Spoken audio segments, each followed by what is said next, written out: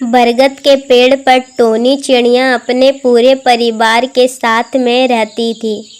उसका परिवार बहुत ही बड़ा था। टोनी चिड़िया के परिवार के आधे लोग टोनी की तरह सुंदर थे और आधे लोग काले भूरे रंग के थे। जिस ग्रुप में सुंदर चिड़िया थी वह लोग काले भूरे चिड़िया का हमेशा मजाक उड़ाया करते थे। इसलिए चिड़िया का परिवार दो ग्रुप में बढ़ गया था। आए दिन इनके बीच हर छोटी छोटी बाई होती रहती थी, पर उनकी माँ उन्हें हमेशा प्यार से एक साथ रहने के लिए कहती थी। पर दोनों ग्रुप के चिड़िया अपने माँ की बात को नहीं मानते थे। इस वजह से टोनी हमेशा उदास रहती थी। एक दिन काली भूरी चिड़िया का ग्रुप अपने माँ के पास जाते हैं और कहते हैं, माँ, अब आप हमारे पेड़ का बंटवारा कर दो। अब हम लोग सुंदर चिड़िया के साथ नहीं रहना चाहते हैं। इतने में ही सुंदर चिड़िया का ग्रुप भी पास पहुँच जाता है और वह भी पेड़ का बंटवारा करने की बात कहते हैं। इस बात से माँ को बहुत हर्ट होता है, पर फिर भी माँ बोलती है, ठीक है, आज रात को सभी सो जाओ, कल सुबह बात करते हैं। सभी माँ की इस बात से एग्री हो जाते हैं और सभी सोने चले जाते हैं। जब सभी चिड़िया सो रही होती है तभी आधी रात को वहाँ एक अजगर सांप आता है।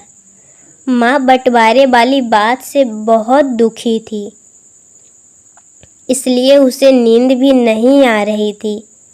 वह कुछ सोचते हुए डाल पर बैठी हुई थी। तभी उसे सूखे पत्तों की आवाज़ आती है और वह अपने घर से बाहर देखती है। माँ घर से बाहर पेड़ पर लिपटे हुए सांप को देखकर बहुत घबरा जाती है और अपने सभी बच्चों को उठाकर उन्हें सांप के बारे में बताती है। पहले तो सभी बच्चे बहुत डर जाते हैं, पर माँ उन्हें समझाती है कि बच्चों, कुछ भी हो जाए, आज हमें मिलकर इस परेशानी का सामना करना है। आज तुम लोग को आपस में नहीं लड़ना है। अब वह सांप बहुत ही पास आ चुका था। तभी माँ के कहने पर सारे बच्चे एक साथ सांप के ऊपर हमला बोल देते हैं। सभी बच्चे सांप को अपनी चोंच और पंजे से नोचने लगते हैं। सांप ने इस हमले के बारे में कभी भी नहीं सोचा होता है और घबरा कर वहाँ से भाग जाता है। सभी चिड़िया बहुत खुश हो जाती है और एक दूसरे को गले लगाते हैं। यह देखकर माँ भी बहुत खुश हो जाती है। अब उन सभी चिड़ियों को समझ में आ गया था कि साथ मिलकर रहने से उन लोगों का कोई भी बाल तक बांका नहीं कर सकता है। तो देखा बच्चों आपने, कैसे चिड़िया के छोटे छोटे बच्चों ने एक साथ मिलकर एक बड़े से सांप को भगा दिया। ठीक ऐसे ही अगर हम भी अपने भाई बहन मम्मी पापा के साथ में मिल के रहेंगे तो कोई भी हमारा कुछ नहीं बिगाड़ सकता है।